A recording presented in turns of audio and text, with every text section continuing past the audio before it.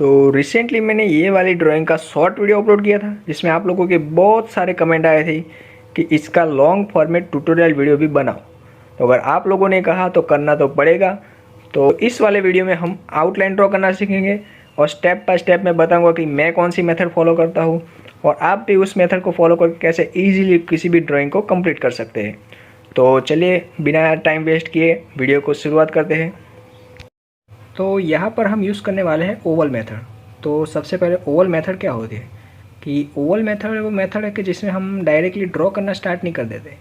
हम reference image होते हैं उसको डिफरेंट सिंपल शेप में तोड़ते हैं ताकि ड्रॉ करना इजी होता है। जैसे कि ये रेफरेंस इमेज है उसको मैंने डिफरेंट शेप में इमेजिन किया है, जैसे कि फेस को as a circle, then shoulder को लाइन एंड ओवल, फिंगर को भी ओवल, ऐसे डिफरेंट शेप में आपको एनालाइज करना है। ये तो मैंने सिर्फ आपको बताने के लिए ऐसा ड्रॉ किया है, बाकी ये करना नहीं है आपको। जस्ट आपको माइंड में एनालाइज करना है और पेपर पे ड्रॉ करना स्टार्ट कर देना है। तो चलिए शुरू करते हैं।